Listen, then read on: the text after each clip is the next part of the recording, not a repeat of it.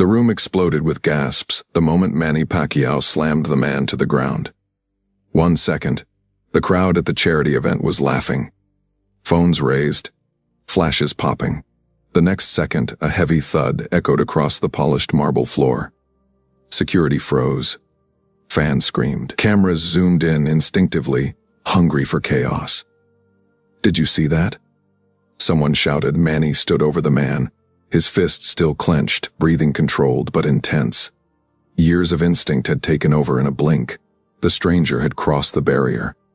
He had ignored warnings, and in a place packed with VIPs, hesitation felt dangerous.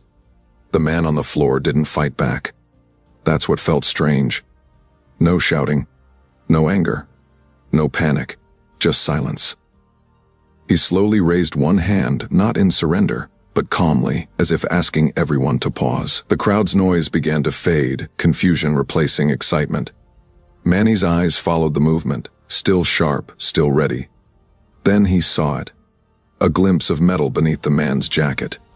At first, Manny thought it was a belt buckle, or maybe a chain, but as the jacket shifted slightly, the object caught the light, polished, official, unmistakable.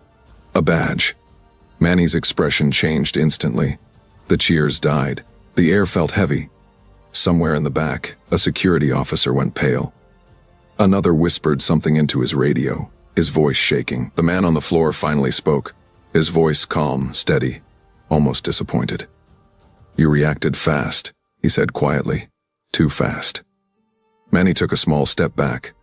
That's when the badge became fully visible, bold lettering. An official seal, authority stamped in cold metal. This wasn't a fan, this wasn't a troublemaker, this wasn't an ordinary man. A sudden shout cut through the silence. Everyone stepped back. Heads turned, security stiffened. The energy in the room flipped from excitement to fear in a heartbeat. Manny felt it too. That rare, uncomfortable feeling he hadn't felt in years. Uncertainty. Because the man he had just slammed to the ground wasn't here to cause trouble. He was here to control it. And in that moment, Manny Pacquiao realized something that made his stomach tighten. This wasn't just a mistake. It was the kind of mistake that could change everything. Just minutes before the chaos, everything inside the Grand Meridian Convention Hall had felt perfectly controlled.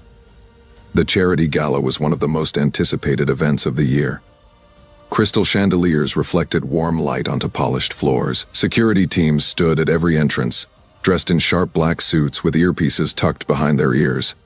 Cameras floated through the crowd like silent birds, capturing smiles, handshakes, and carefully rehearsed moments of generosity. At the center of it all stood Manny Pacquiao. He moved effortlessly through the room, greeting donors, posing for photos, laughing with sponsors. To the public, he was a legend, a champion, a national hero, a symbol of discipline and strength.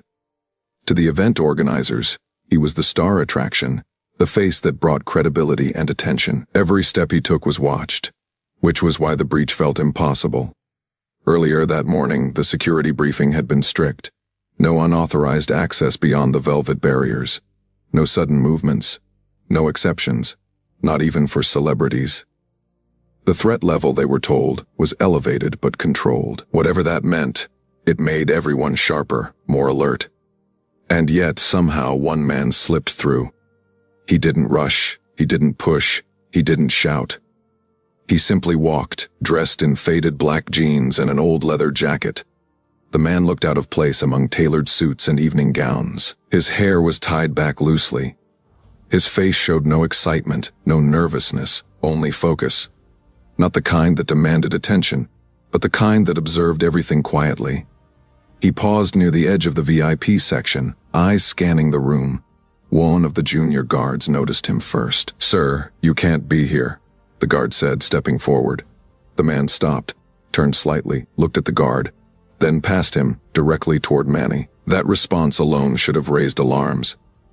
But something about his tone, measured, confident, made the guard hesitate. He pressed a finger to his earpiece, whispering into the mic. Manny noticed the movement from across the room. Years of fighting had trained him to read energy, not just motion. Something felt wrong. The rhythm of the room shifted, laughter dulled. Conversation slowed. Manny excused himself from a sponsor and turned. He saw the man standing too close, too calm, too unafraid. "Hey," Manny said firmly, stepping forward. "You need to respect the line." The man's eyes met his. They were dark, steady, unreadable. "I'm not here for you," the man replied. That answer irritated Manny more than if the man had argued. "This isn't the place to test boundaries," Manny said. "Step back." Around them, phones quietly lifted. People sensed drama before it happened. The security team closed in, their hands hovering near their sides, trained but tense. The man glanced at the guards, then back at Manny. "I don't want trouble," he said, "but sometimes trouble doesn't wait for permission." Before Manny could respond, one of the guards grabbed the man's arm. Everything after that happened too fast. The man twisted slightly, not to fight, but to keep his balance. To Manny, it looked like resistance. In a high-risk environment, resistance meant danger. Instinct took over. A step, a grip. A clean, controlled motion perfected through decades of combat. The man hit the floor hard. Gasps erupted. Security rushed forward. Manny stood still, eyes locked on the man, adrenaline humming under his skin. He expected shouting, pain, anger. Instead, the man lay still, calm. That was when Manny realized something was wrong. Very wrong. Because men who seek attention don't stay silent, and men who understand authority don't panic for a moment. No one moved. The man lay on the floor, one knee bent, one hand resting flat against the marble, as if grounding himself. The sharp echo of his fall still lingered in the air, bouncing off the high ceiling. Conversations had stopped completely. Even the music from the stage seemed distant now, muted by shock. Manny Pacquiao stood over him, chest rising and falling steadily. His stance was balanced, controlled, not aggressive, but ready.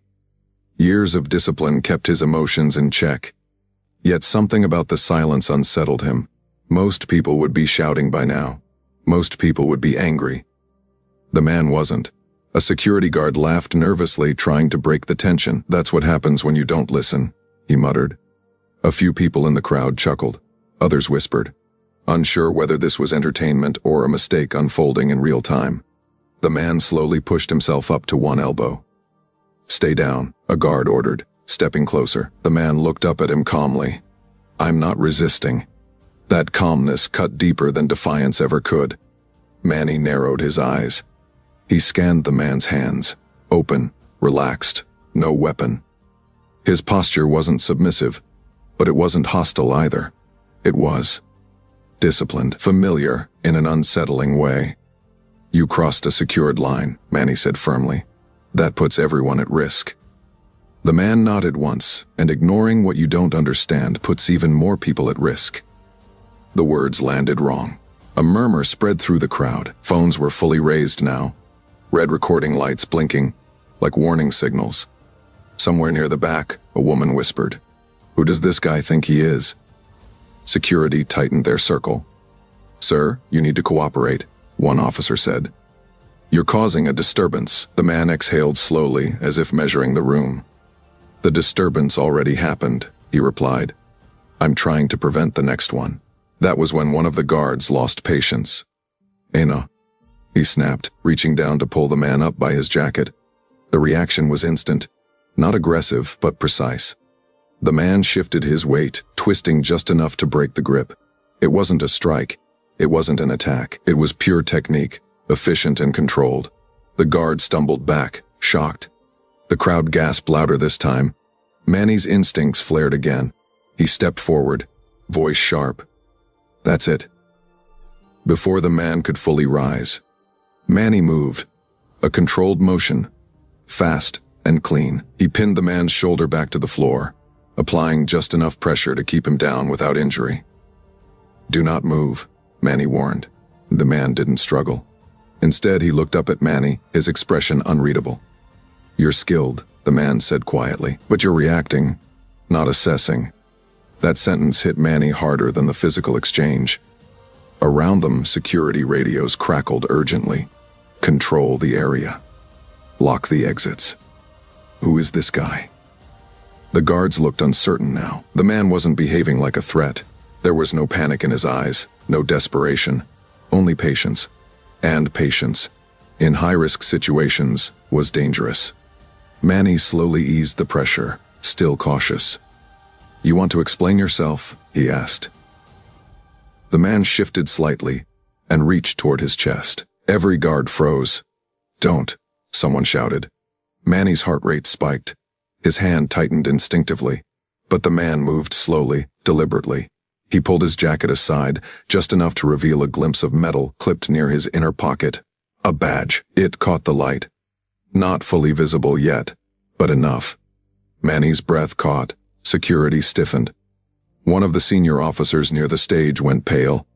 His hand trembled as he raised his radio. "Hold position," the officer said quietly. "No one touch him." The crowd sensed the shift instantly. The laughter vanished. Whispers turned sharp and confused. "What's going on? Is that real? Why are they backing up?" The man finally sat up, jacket still parted slightly. "You should have asked first," he said calmly. That was when a voice from behind the security line broke through the tension. Loud, urgent, unmistakably authoritative. "Clear the space now." Everyone turned.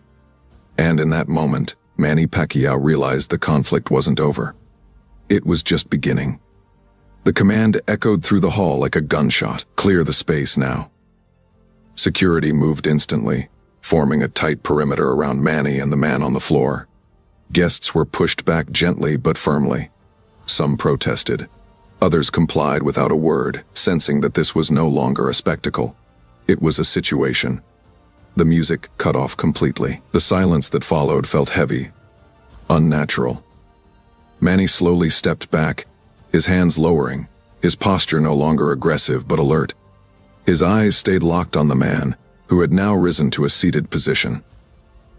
The badge was still only partially visible, but it was enough to change everything. A senior security supervisor hurried forward, sweat forming on his forehead. He leaned down, squinting at the metal clipped inside the man's jacket. His face drained of color. "Oh no," he whispered. Manny noticed. "What is it?" Manny asked quietly. The supervisor swallowed hard. "Sir, this isn't a civilian badge." The crowd leaned in unconsciously, phones hovering but no longer steady. Even the boldest spectators sensed the shift, excitement turning into unease. The man finally stood up on his own, brushing dust from his jacket with slow, deliberate movements. He didn't rush, he didn't glare. He simply adjusted his collar and looked around the room as if taking inventory. His presence felt different now. He reached inside his jacket again, this time lifting the badge fully into view. It gleamed under the chandelier lights. A sharp intake of breath rippled through the security team. "Police chief," one officer muttered. "No way," another whispered. Manny felt a tight knot form in his chest. The man turned slightly, allowing those closest to read the inscription. His voice remained calm when he spoke, but it carried authority, the kind that didn't need volume. "Steven Seagal," he said. "International Police Liaison, temporary chief coordinator for this event." The words hit like a wave. A few guards instinctively straightened their posture. Others lowered their hands entirely. One officer near the back removed his earpiece, stunned. Manny exhaled slowly. Around them, whispers erupted. "That's Steven Seagal? The action star? He's a police chief. Why didn't anyone know?" Cameras zoomed in aggressively now, capturing Manny's expression. Focused, serious, unreadable. The champion who had never backed down in a ring now stood face to face with a different kind of authority. "I wasn't informed," Manny said carefully. Seagal nodded once. "You weren't supposed to be." That answer only deepened the confusion. "This was a test," Seagal continued. "Unannounced, unpredictable, real." The security supervisor's face tightened. "Sir, we followed protocol, did you?" Seagal interrupted, his tone firm, but controlled. "Because I crossed 3 restricted points without being verified." No one spoke. The silence was an admission. Seagal turned his attention back to Manny. "And you," he said, studying him. "You reacted faster than most. That's not a flaw." Manny met his gaze, but reacting without full awareness is. Seagal allowed a faint smile. Exactly. The tension in the room shifted, no longer hostile, but heavy with realization. What had looked like an altercation was now something else entirely.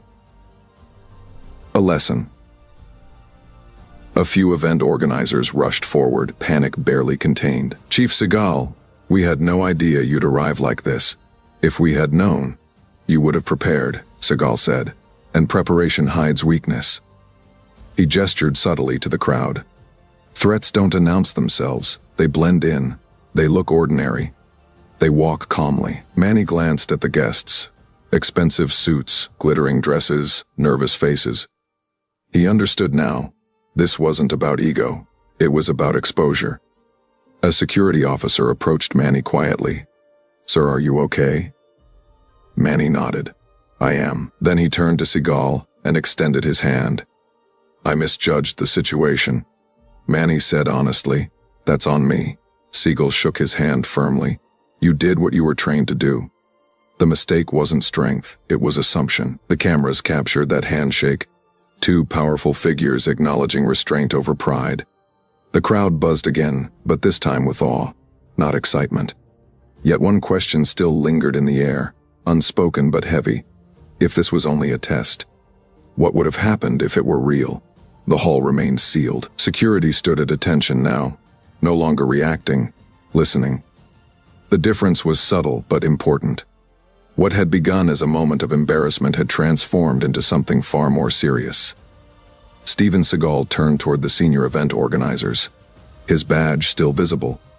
His posture relaxed but commanding. "This event was classified as high visibility," he said, "which means it's a potential target. That's why I was assigned oversight." One of the organizers swallowed. "But sir, no one told us you'd be here personally." Seagal nodded. "Exactly." He took a slow step forward, his boots echoing softly on the marble floor. "When people know who's in charge, they behave differently. I needed to see how your system reacts when it doesn't have a script." A murmur moved through the crowd. "So this was intentional," someone whispered. Seagal turned slightly, addressing not just the organizers, but the entire room. Every weakness in security shows itself when ego replaces awareness. Manny stood quietly nearby, absorbing every word. His jaw tightened, not from anger, but recognition. Seagal gestured toward the velvet barrier Manny had been standing near earlier. That was breach number 1. No verification, no escalation. He raised a finger. Number 2, physical engagement without confirmation. A pause, and number 3.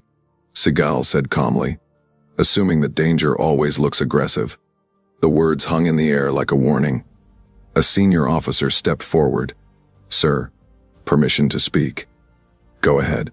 "With respect," the officer said. "If Mr. PACQUIAO hadn't intervened, the individual would have remained inside the VIP zone." Seagal nodded once. "True, and that's why he's not in trouble." All eyes turned to Manny. Seagal faced him directly now. "Your instincts are sharp. Your control is disciplined. But instinct must be paired with information." Manny met his gaze. "Understood." Seagal reached into his jacket and removed a folded document, handing it to the security supervisor. "This is my authorization. And this," he tapped the paper, "is your performance report." The supervisor's hands shook slightly as he accepted it. "This won't go public," Seagal continued, "but changes will be made." A breath of relief passed through the organizers, followed quickly by anxiety. "Effective immediately," Seagal said. "This security team will undergo retraining. New protocols, new verification procedures." He looked around the room once more. Because if tonight had been real, he paused, letting the silence speak, we'd be having a very different conversation. Manny shifted his weight. "And me?" Seagal studied him for a moment longer than before. "You reacted like a protector," Seagal said. "But even protectors must pause long enough to see clearly." Manny nodded. Lesson learned. That humility shifted something in the room. Seagal allowed a small smile. "That's why this doesn't end with blame." He turned toward the cameras, finally acknowledging their presence. "This incident will be reported as a controlled exercise, nothing more." A few journalists protested quietly, but the decision was final. Seagal clipped the badge back inside his jacket. "The public doesn't need fear," he said. "They need confidence." The tension began to dissolve slowly, replaced by quiet respect. Guests returned to their conversations, though no one spoke quite as loudly as before. The illusion of safety had cracked, but awareness had replaced it. Manny looked around the hall, then back at Seagal. "You could have revealed yourself sooner," Manny said. Seagal nodded. "Yes, but then I wouldn't have seen the truth." They exchanged a look. Not rivals, not enemies, but professionals who understood consequences. As Seagal turned to leave the secured area, one of the guards whispered, "I'll never forget this night." Seagal paused briefly.